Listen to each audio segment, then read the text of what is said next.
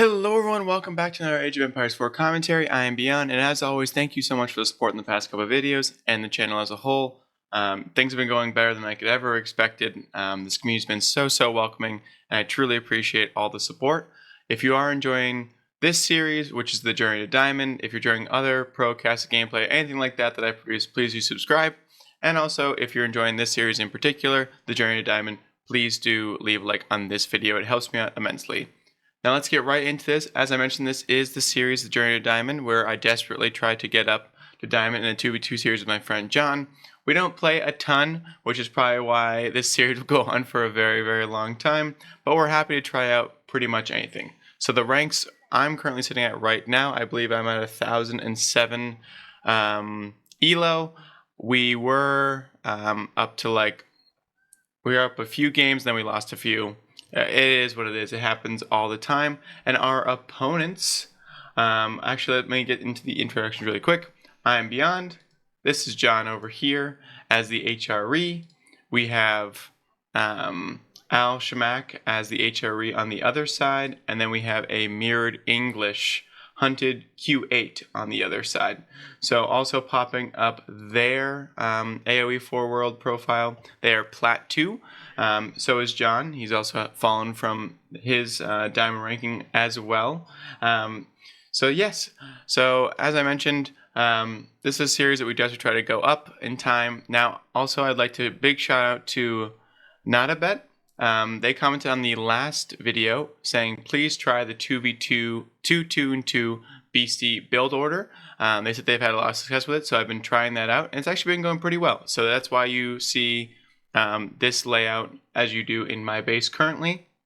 So I was going for it. If you're new to this series, I will be roasting John and myself and try to keep the roast over here a little bit less. And obviously I'm not going to be roasting too much of our own gameplay, but the sly comments will be happening regardless.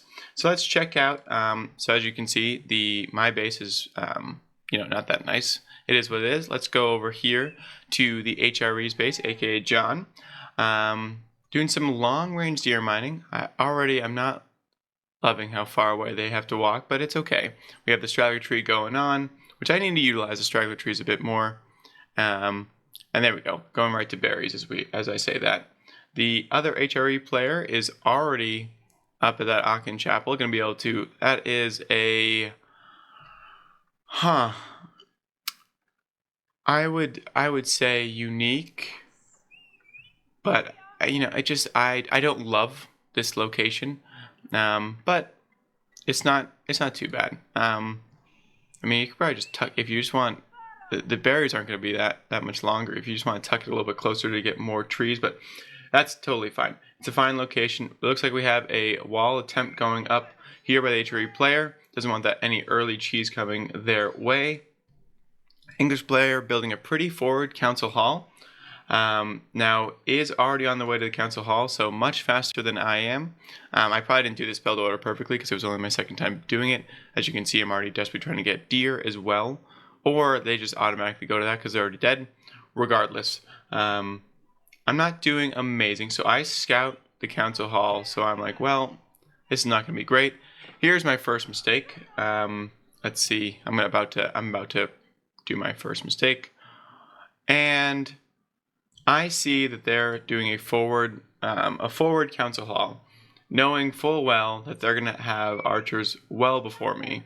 And for some reason in my head, I'm like, I should match them with a forward council hall with only 3 people building it.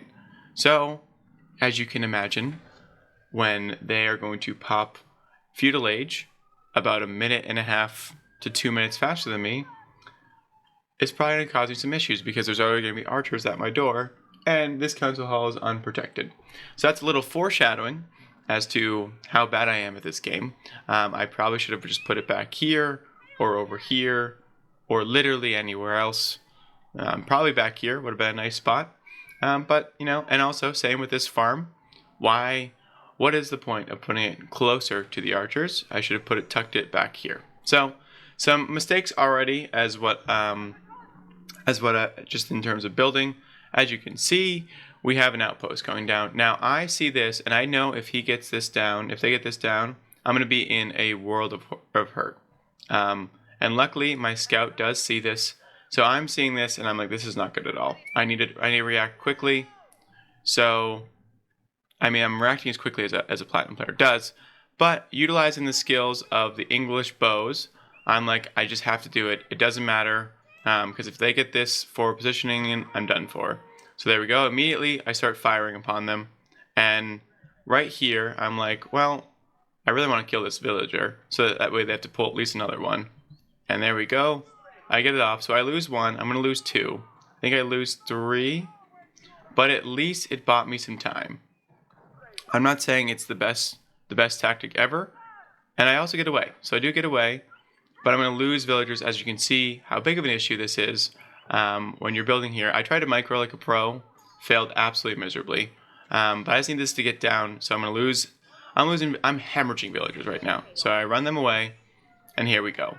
At least I'm in the clear there. But again, a forward farm. Like an idiot. I lose another villager. I'm down bad right now. And luckily, my opponent is also not the best either. So they did not follow up with a villager support to this. So I immediately start producing longbowmen. I believe nothing really is really happening over here. Yeah, John's just trying to put a dent in that thing. But this Aachen chap is just hanging out. They're kind of chilling. So we have even more. We have more stuff going on. And now they're starting to pick off the longbowmen that come out, which is not good. So I'm trying to do my best, but then they finally get into range. So this is when I turn tide, and this is actually a pretty big turning point because I get 2 off the rip, which is really, really nice, and down on a third one. And now they're starting to, and now I have the English bonus, and they do not. So they're down to 4, but they have more over here. They did bring a villager finally over here. So now I'm just whittling them away. So now my archers are starting to pop out at a speed at which I can start to do something about it, which is really nice. And here we go. So I'm finally starting to hit a sudden calm. I'm floating way too much wood, but I'm not going to lie to you. I am hyper focused because in 2v2s at this low of level, if one person gets eliminated early on, it's over. Or like in terms of just like put enough behind. So I'm desperately trying to hang on so that I know that John is being left alone. And I can just depend on him. And also this person over here, this English person, is investing a lot of resources and micro to make this happen. So they let me have a second break. I decide, like a genius, to go back to the farms. I don't think that's going to be the best idea, especially with this lone villager and this villager way out here. So here we go. The 5 are rolling up again. They have the bonus. But John comes to my rescue. An absolute valiant knight armor trotting over like just the majestic king that he is. Goes, I got you, don't worry. And finally, I'm going to be able to finally have a break. We have idle villagers. We have pop capped. It was rough. I didn't deal super well with this, and that's okay. So I just tell them to go start building houses and sheep, and we'll kind of start to go from there. Now, I'm starting to get a mass of archers as well, but luckily this build order that NotAbet told me about / Beastie build order is very, very nice. It's very fluid because I have wheelbarrow. I wonder if my English opponent has wheelbarrow. They don't have mill yet, so they do not. They don't even have double broad axe or anything like that. So I'm starting to, and I didn't have any of the upgrades either because I was too focused on all this nonsense. Let's see, we can check on John's base as we wait. No, he's just chilling. They both mutually walled off. It's a gentleman's agreement to go into to Castle Ages, the HRE. We have some nice production over here from the HRE player, so I'm going to be going a bit aggressive soon. As you can see, there's a lot of men-at-arms over there. We have archers. I'm starting to pick off a few stragglers. One thing that does usually help me out in English versus English is I'm usually better at the micro, at this lower level at least, with the archers, with target firing. And then when I know that I have a full advantage, then just going to the broader attack. I am going with the +1 attack because I know how crucial it is in English 1v1s. Unfortunately, my opponent has decided that that is not a priority, which is a weird statement, because in the English 1v1s, that's actually the only priority. A bold move over here from the HRE player on their side to move out, not pressure this at all, and decide to come all the way around. That's why this map is so hard. Makes it very difficult. John going for a second TC, which is just great for them. And now I have a kind of a critical mass of archers. So I'm going to start to, you know what, I can actually do some damage. They do have, I believe they have more than me, but I have +1 upgrades.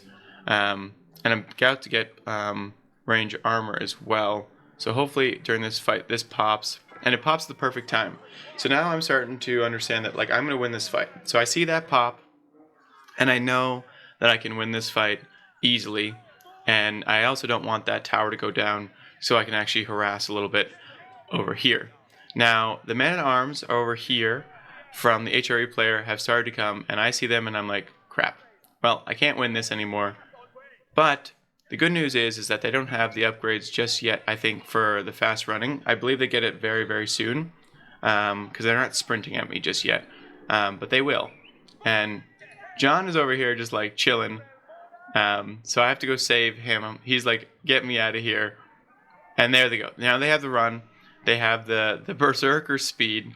And John is those units are done.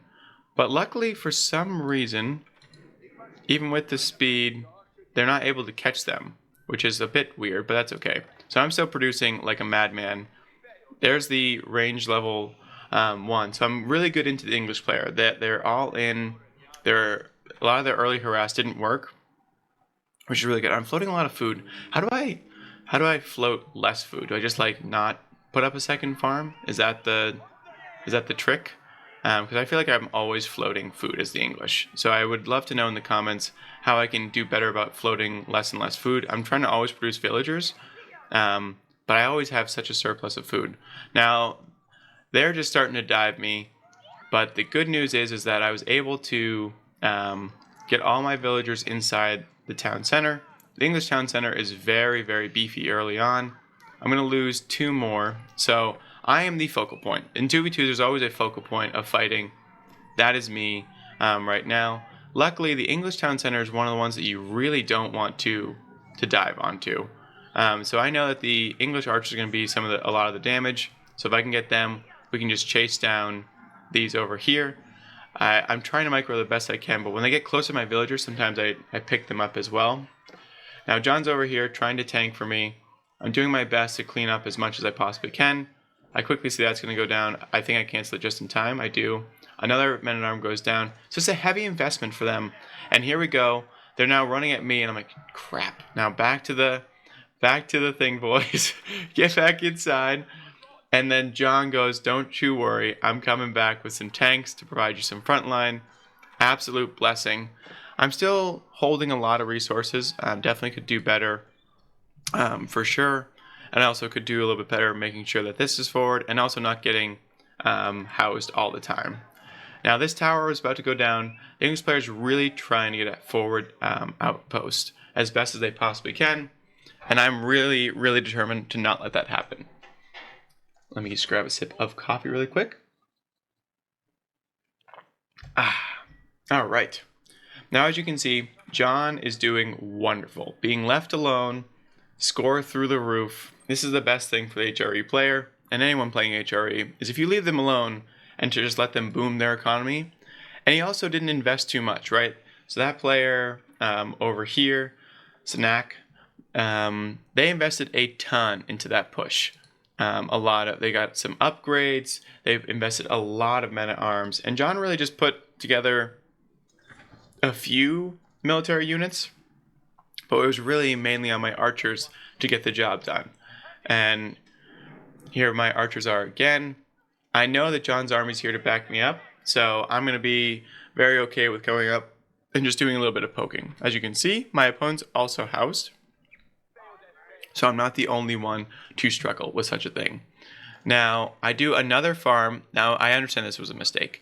This is too many villagers on farms at this point, and I should have a much more diverse economy. And I also should be taking some stone, which I'm going to, but I don't get enough to actually put down a town center for quite a while. So I know I could do a little bit better. I'm just trying to do small incremental things better. And then I think in the new season, I will pick a new civilization to learn. I haven't decided which one it's going to be yet, and my new Journey to Diamond series. That being said, if I get to Diamond, then maybe Journey to Grandmaster, or Conqueror, but I mean, that will... We all know, guys, that's never going to happen. So John's up to Castle Age, going to get those relics. We pushed up here so that we can make sure that he gets this relic for sure. And I'm going to go, you know what, I want a wall too, but this English player is not going to let me get a wall ever. They're trying to go a forward outpost again. So here we go. And now it's just, if we can just get John onto these back lines, I know I have to focus these archers. That's the most important thing. These men-at-arms aren't doing that much damage. As I said that as I kill 2 men-at-arms. But I know that these archers are the problem. So if I can just keep getting their archer mass down and I can keep my archer mass alive, I can just kite for days and it'll be totally okay. I want that scout dead because that provides a lot of line of sight. So I did start to focus these men-at-arms because I saw that the other people were coming in the back, and I knew I just needed to take some pot shots and leave pretty much. And men-at-arms are pretty expensive in terms of gold, so I knew that if I could just window them down, that's their entire front line, and there they go. So the English longbowmen, I just absolutely love them. This is probably a bit too far. I do end up getting some damage that I didn't need, and here we go. I have no other production buildings besides this council hall, which is definitely a problem. I had to go to side for the forward white tower, and because I was like, I'm just getting absolutely harassed constantly, so I need something. There goes the scout again. I'm like, get out of here. But unfortunately, the scout did just get in range of the white tower, so they're like, we have to push now. It's now or never, because if this thing goes up, we're never going to be able to push into this angle again, and you don't want to push over here into John, because John is just absolutely chilling. They have no idea what's on the other side of that. It could be some forts, it could be anything. So they're building up this mass over here, and I should have pulled these as well. We have, how many on here? We have 11, trying to get this up as quickly as possible. It's also right there. I'm an idiot. And here we go. So I'm calling for John. I need help, and he's right here, which is really good. And these archers are starting to pick off my villagers, which is really, really good play, actually, by the English player. That's actually very, very smart. And I'm like, oh, if this thing goes up, though, we're good. I'm losing more and more villagers, and I'm just hemorrhaging eco losses. But finally gets done, and now it's over. Like, this fight is done and dusted, and they can't push in anymore on this side, which is super, super nice. They finally got a forward. That is an aggressive amount of villagers. Oh my god. That is not acceptable at all. And you can see John already has a plethora of crossbowmen as well. So John's economy is unmatched. You can see he's trading. He loves trading, regardless of civilization. So also, let John know in the comments which civilization he should try else. I know he likes the French, he likes the HRE. But if there's anyone else that you see that might be better fit for his play style, it seems he loves to boom. So let him know. I was thinking maybe like the Chinese would be good, but I know they're getting nerfed in Season 5. So maybe the Abbasid could be pretty good. But yeah, let me know in the comments if you have any suggestions for him, or just stick on the HRE. I think his best is the HRE for sure. Now, I told him all the time that HRE are not the best for trading, and earlier trading was nerfed a little bit, but he doesn't care. He's always going to do it. He loves it too much, which is very fair, and that's why he loves 2v2s. But as you can see, I'm floating far too much per minute, and I do not have enough gold. I do not have enough anything else, so I really, really should pull off the farms. I already have level 2 upgrades as well. Luckily, I have started to move over here, and I need more stone so I can actually make a second town center. Another engage going down, because I know that they're not age 3 yet, which means that my archers are going to be very superior. And I've started to pick off these Landsknechts because I know they're going to cause absolute havoc on the front line. And there's some knights, but they're not enough. And we also have started to sprinkle in some crossbowmen. I believe I've started to sprinkle in some crossbowmen. So those aren't going to be nearly enough. I need production. So that's my biggest thing. I've just been so focused on not dealing with it. And I realized I needed production because, as you can see, oh my goodness. I could have a massive army right now and pushing forward. but I'm just waiting on build time. So I need to, and I'm low on food, so I'm low on wood, so I should really prioritize wood at this point to get down to baseline of production. As you can see, they're getting dangerously close over here, this wood line over here, and I on this map I should do a lot better at making sure that there's a tower or something here to make sure that I don't get absolutely bamboozled. I just have a cluster of houses over here, so they do get through. They're going to meet with a lot of houses. Ooh, another sip of coffee again. But I also realized that I need a second town center desperately bad. Because if I don't get one after all this harassment, I'm going to be super, super far behind. The other HRE player, do they have one yet? They're on to the gold. I see one, and I don't see another one just yet. So John's the only one that is the actual good person in this one that's actually building other things. He's getting the L's back over here to secure this side of the map, because I think we're going to be ending up pushing through over here. That's where all the action's been, and there's the White Castle. Here comes the Rams, so the English player is looking to get in on this quickly. We have John coming in with the siege as well, and I am housed yet again, which is incredibly unfortunate. And there we go. I got enough stone for this. So I believe I'm saying out, there we go. I'm finally building a second town center as well, because I know I need to be able to catch up and also make it so that I can actually keep up in the late game. Now, I'm still floating so much food. I don't know how to get rid of this stuff. I know I just need to put more and more people. And I will also say, I think it's because I'm in the Castle Age economy in terms of food, but not in terms of other things because of the amount of villagers that I've lost. So hopefully I can start to get up to there, and if I get enough gold, I can also just produce crossbowmen and use up a lot of that food as well, which will be nice. Now I have all the range I need. I have a level 2 front line because I don't have any production as well. Hopefully I start to throw down some very soon, but we're going to see what's going on. So John is going to siege down this, and now this is getting very dangerously close, so we'll keep an eye on that for sure. Both of these sides are playing it smart. The yellow player just decided to drop down that outpost just to make sure, and they can also see how close. John's siege is now working down the production buildings, which is also super nice. And now John is now imp. So if they wait to engage any longer, this is going to end so poorly for them. And there they go. And boom. So luckily, they engage a little bit in kind of like a weird way. As you can see, the knights that we're trying to protect this siege, and the yellow player is on the backside.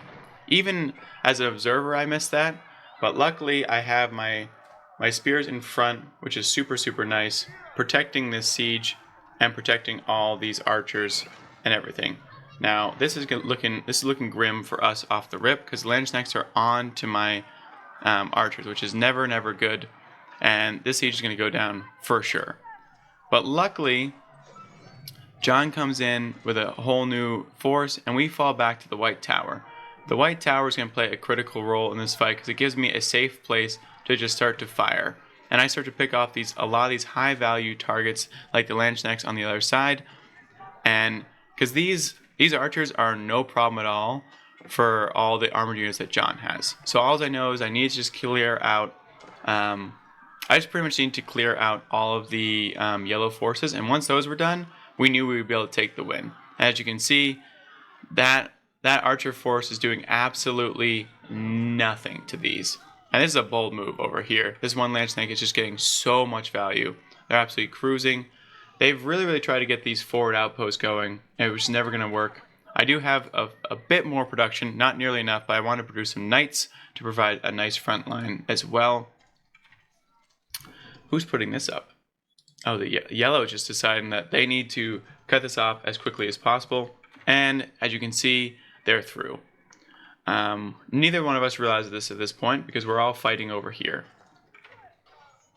But I believe someone makes... yeah, look at this. They have a direct entry into my base, which is never good. This is not good at all. But as I'm still peppering down on all these very expensive HRE units, which alone would be very hard to deal with, but with the help of John and their tanks, I'm able to really get a lot of good value. And I'm saying, all right, pull everyone back. Let's just restart. Let's kind of wait. This land snack, another good value getting done. I'm still floating way too much food, but luckily I've started to really produce villagers on this end as well, which is super, super nice. And no one has still realized about this hole. So this is how you can tell that we are in platinum. How do you miss this? Like when you're scrolling over, how do you realize that you can see the other base? So none of us have realized what's going on.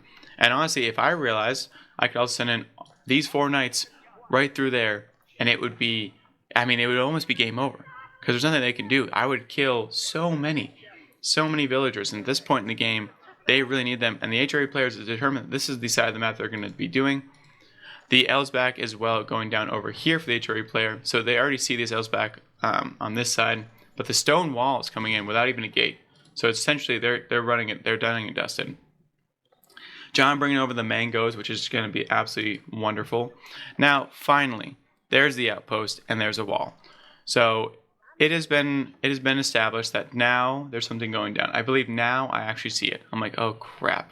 So I think my reaction, I'm not saying how quick it was, but my reaction, so I'm starting to build some other production. I'm getting a little bit better. But I believe my reaction was, I see this, I'm like, well, it's stone. So I see this, I'm like, okay, they can't get through. And then stone would also mean, so I send the knights over there, but this weird pathing, which is super unfortunate, because the stone went up just in time.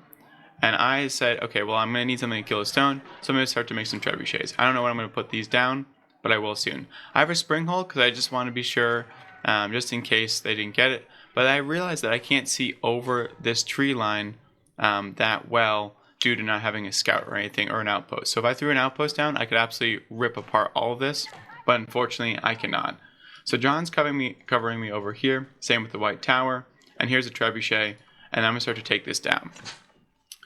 Now what Hunted Q8 didn't realize is that they were already losing the battles. So when you opened up something that took out the white tower help on their side as well, this was not going to go well. And now I'm sitting in an absolute pepper grinder. And then we both finally see each other. And I even start taking out villagers. But I'm like, I don't want this fight. This is too many archers. And I can do something way, way better once they get through. So at this point, we're like, okay, we need to do something about this area over here. And there goes my siege. I'm starting to produce as many as I possibly can out of here. I'm starting to produce out of here as well. And I'm starting to produce knights out of here.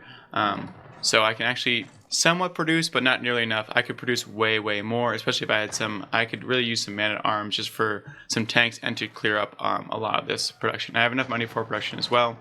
Here goes the archers. But now we have imp level knights for John rolling through. So the other player, and as you can see, those land snakes are absolutely cooking this army. Really needs to kite this back if he ever wants a chance at anything. And there we go. We have the siege coming in as well. And so they opened up this gate, and we're going to be the ones to really close it. So as you can see, I started to also produce a few traders as well. So why not get involved? Why not get involved? I like it as much as the next person. And I start to see that my resources are pretty high. So I'm like, actually, I can go imp.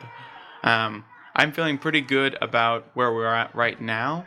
And honestly, we're on the forward attack. So this is like probably the perfect time to go for it, because I know that we can keep them in their base and can keep them contained. So I finally I see it coming quickly, and I'm like, you know what? Everyone loves the English. The English love going imp, so I'll just give it a try. Honestly, after seeing this fight, I'm like, we're good to go. And John with these mangoes really did. It was really, really nice. And now we have 3 trebuchets in the English base raining down. We're going to take out this TC.